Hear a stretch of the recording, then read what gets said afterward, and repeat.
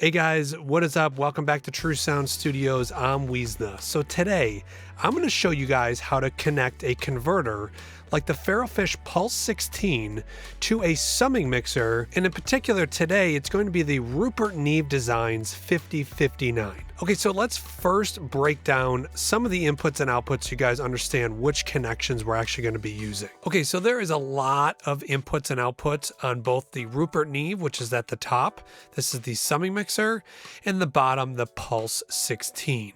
So we're only going to be using the line inputs 1 through 8 up here, and then line inputs 9 through 16.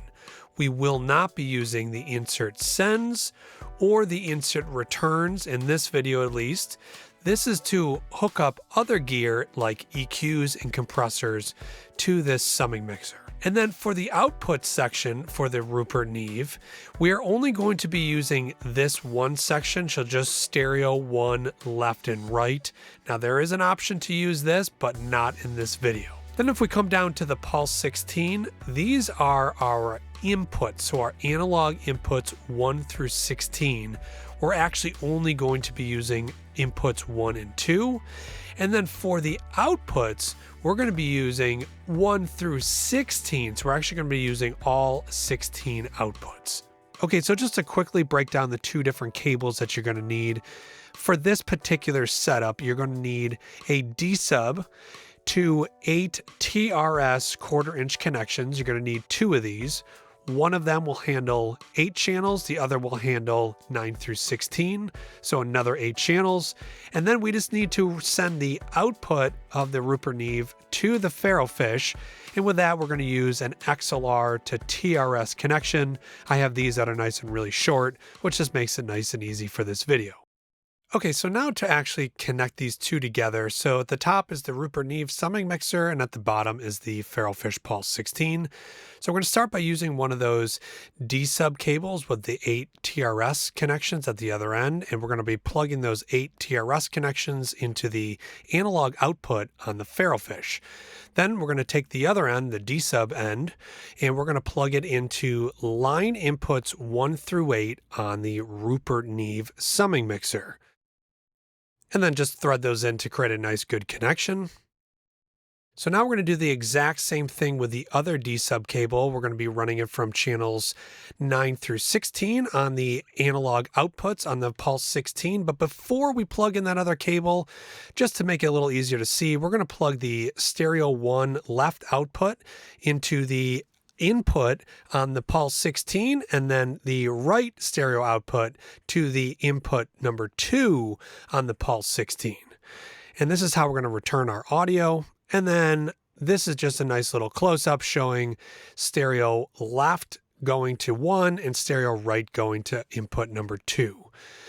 And then we can now finish back up by plugging in our last D-sub cable into line input 9 through 16 on the Rupert Neve. All the outputs down there are those TRS connections. Those are all running output of the Pulse 16 to the inputs on the Rupert Neve. And like I mentioned before, we won't be using these send returns. So now the summing happens, and then it comes out of stereo 1 left and right and goes into analog inputs on the Pulse 16. So that would be channels 1 and 2. And this is how we complete our summing chain. Okay, so now that you have it hooked up, just a quick tutorial on how to now sum these tracks together with this particular setup. So the Rupert Neve 5059 actually has 2 stereo outputs that I showed on the back there. We're only going to be sending all the audio to just one set of those stereo outputs, but you can, like the way that I use it, I actually use it for both stereo outputs. But for this particular setup, you would send all 16 channels to just the first stereo output. From here, you can pan or level adjust each of these 16 inputs.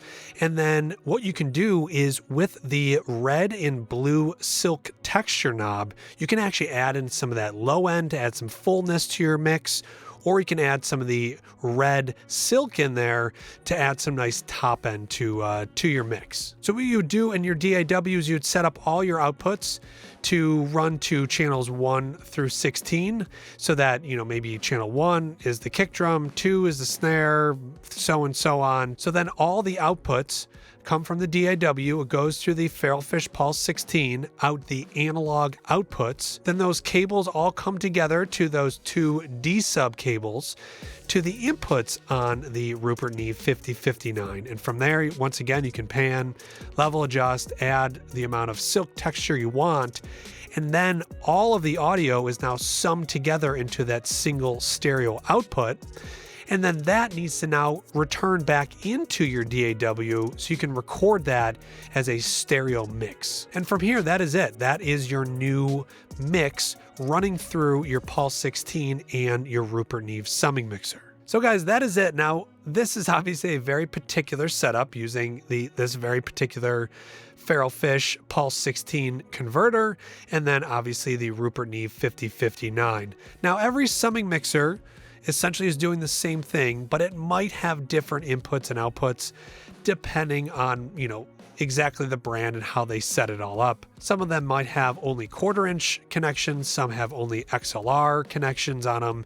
It really depends. Either way, this is the format and this is how you would connect it together regardless of the actual connection type. This is still going to be the exact signal flow that you would use. So, of course, I make these YouTube videos, but full-time I mix and master. So if you're looking for somebody to mix and or master your track, all the info is down below. Thanks for checking out this video. Now I have a whole bunch of other videos where I show you guys how to connect other mixers to other analog gear, effects units, you name it. It is in a playlist right here on YouTube. If you guys just go ahead and check out that playlist and see the other connection videos that I have. But if you don't find something that you want to see, drop a comment down below and I'll make sure to make that video. So guys, as always, thank you very much for watching this video. Click the like button if you like this, subscribe to see more. But till the next video, I'll see you guys then.